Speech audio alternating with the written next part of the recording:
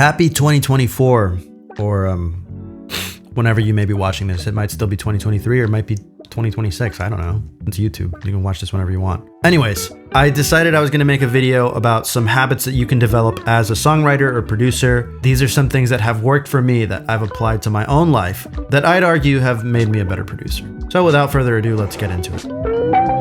You are watching Sound Learn. That was a cheesy transition. I don't know why I did that, but whatever, here we are.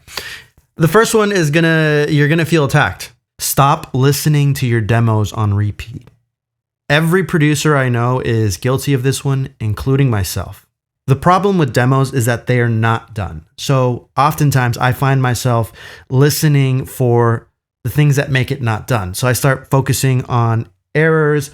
I start focusing on things that could be happening in the song, and I keep listening to it over and over and over. And instead of actually working on it, I just start kind of making all of these mental notes of things that I want to change about it. And I guarantee you that the more you listen to it, the more problems you will find with it because it's a demo. I can tell you right now that changing the sound of a synth or fixing that guitar part that you played a little sloppy is not going to make or break a song. If you're lucky, you might be the kind of person that you'll hear a demo once or twice, and that gives you that huge boost of inspiration to get running to your workstation and start working on the song. But most of us, realistically, we probably have our demos on our phone and we're in the car and we listen to it 5 times in a row, and that's not helping anybody. You also get this weird sort of like instant gratification listening to it, like, I wrote that. It's pretty good. It's got some legs, but then you end up doing nothing with it. So this year, I challenge you to develop a habit of not listening to your demos unless you are actively working on them. That maybe means having a little bit of restraint. It's okay to listen to your demo once in a while or show a friend or something like that. But I generally try not to open the song unless I know I'm going to work on it, even if that means working on it for 5 minutes. Because every time you open the session, you're either going to feel inspired to work on it and it's not going to be a struggle, or you might feel like it's a bit of a chore. And that actually brings us to habit number 2. Stop being so precious about everything. Now, what does this mean? Being precious about everything is like treating every single idea, every single riff, every single song, even if it's almost done, as if it's going to be the one that is going to make things happen for you. Not every idea is worth pouring weeks or months into. In fact, I'd go as far as to argue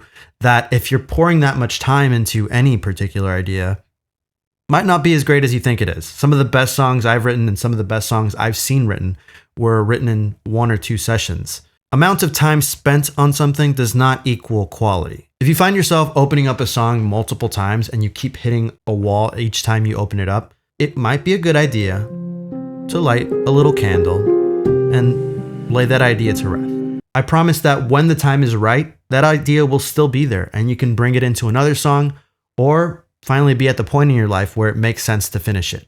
And so our next habit, number 3, is create because you can and not because you need to. Once you stop being precious about your ideas, you can begin to create for the sake of creation. Part of the reason I think we as artists struggle with ideas being a little bit too precious or being too careful and wanting everything to be as perfect as it can is because we've been fed this notion that every single thing we create needs to be put out into the world and needs to do something for us, whether that be giving us exposure, opportunities, or making money with our ideas. When you have a mindset of creating for others or because you feel like you need to create under a certain criteria, you're essentially killing the spirit of art. The way that I kind of came to realize this in my life was a bit over a year ago when I quit my job. I used to write jingles for ads. I was constantly locking myself into a set of rules for creating. I wasn't creating for the sake of creating. It wasn't until I quit my job and this necessity to create under pressure that I started to allow myself to write every and any idea that popped into my head, regardless of genre, style, or if whether or not I felt like it fit any particular box. Once I had no pressure to release any music or even just show it to anyone, I ended up writing probably almost 3 times as many songs as I had written in the year prior. And on top of that, I enjoyed writing music and creating things a lot more than I did previously. When you stop being precious with your ideas and you stop creating with this notion that it needs to eventually see the light of day, you're going to write so many songs that you won't even know how to release all of the great ideas that you come up with, which is a great problem to have. Next up is number 4, which is a little bit more of a habit rather than trying to break a bad habit. And that's consistently making your workspace as creatively freeing as possible. You need to consistently do whatever you need to do to make it so that when you get an idea, you can just sit down and be creating and recording within a minute. Take some time to rearrange your space in a way that makes sense for you and the kind of music that you make. And I call this one a habit because it's something that's constantly evolving. You're not going to just stay locked into one way of creating. And things will change, genres will change, styles will change. Sometimes you just need to move your room around because you're tired of looking at the same thing. Don't let perfection or quality get in the way of setting things up the way that you like. For me, I like to have my guitars always plugged in. And this mic that you're seeing right here, it's like on a little boom arm, and I love it because it's easy to just grab it, put it down here, record some acoustic guitars, some shakers, and then just put it right up here for vocals. And look, this isn't the best way to record vocals. I'm obviously getting a bunch of reflections from the screen monitor, and I'm not paying as much attention as I could to mic placement and all these different factors. But when it comes to producing and getting ideas down, I think it's super important to just be really, really comfortable and feel free so that it's less about quality and more about ideas. Get ideas out, and you can always go back and re-record vocals or guitars once the bones of a song are there. Another thing I like to do is create a bunch of different templates in different genres that I like to create. So on Pro Tools, I have an indie pop template that automatically brings up all the things I usually use. Do whatever you need to do so that within 60 seconds, you're ready to go and hit record. I actually have timed myself to be like, how can I get from in the door, sitting down, grabbing guitar and recording? How quickly can I do that? And I've gotten it to just about under 60 seconds. And I challenge you to do that because nothing kills an idea quicker than just oh, where the hell's my cables? Where's this? And it's okay to be messy. Be as messy as you need to be for it to be conducive to your style. There's no rules. This next one is you're going to feel attacked. Stop buying gear you don't really need. You don't need that gear that you've been eyeing for weeks. Even if you do have the money and the space for more gear, you should probably hold off. This isn't about being frugal or saving money or any of that. This is a habit that I think applies on a deeper psychological sort of level. And I'll explain why. The never-ending itch to buy gear comes from a few different places, and I think understanding those places makes it easier to relieve that itch so that you're not feeling like, I need this gear. The most obvious factor is obviously social media. If you're a musician, you're probably constantly being bombarded with the latest guitar pedals, synths, plugins, microphones, and just about everything you could possibly want. It's like being a little kid and being forced to walk through a toy store every single day after school.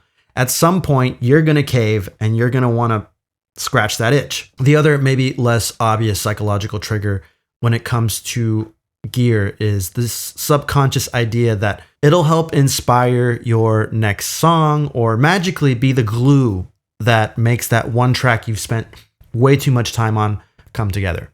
But the reality is that while it may bring some quick and temporary inspiration, it's ultimately just serving as a distraction. When we see an ad or a YouTuber reviewing a product, we are seeing the highlight reel. The reality is that good gear takes time to learn and master, just like anything else. A few years ago, I had bought an OP1, and that took me almost a full year of just messing around and reading instructions and experimenting before I really felt comfortable enough to create with it. And during that time, I actually came to realize that I didn't really love it all that much. And I had just spent a good amount of hours distracting myself essentially to learn this piece of gear that I wasn't totally in love with when I could have been creating with gear I already love and feel super comfortable with. So the habit that I think you should develop for this is that the next time you are tempted to buy a piece of gear, instead of going to buy it, I challenge you to first try to see if you can already create what's possible with that piece of gear with what you already own. Next time you find a piece of gear that you're like, man, that's really cool, odds are you probably already have something that does something very similar and that you haven't mastered yet. You probably don't know the full capabilities of some of the plugins you own, some of the recording programs you're using, some of the pedals that you might have. Gear usually has a lot to offer outside of what you can get on the surface. And I challenge you to dive in next time. Instead of buying a new piece of gear, really invest that time and effort into really truly mastering the stuff you already have. So that's it for this video. I don't know if this is helpful. Again, these are kind of I just call them habits just so that it's easy to, put it in the title, to be honest. But you get it. It's tips, it's advice, stuff that'll hopefully make you a better producer. It helped me a ton. If you have any of your own sort of habits or tips that you've developed over the past year or so that you would recommend to other producers going into the new year as a bit of a resolution, then share it down in the comments. I'll pin some of the best ones and maybe make another video with those. But thanks for watching. If you haven't already, subscribe to the channel, like this video if any of these tips kind of resonated with you. I'm holding this cup weird, and I think that's a good indication that I should end the video. It's bitter. It sat for too long. It's bitter. This video took too long to make.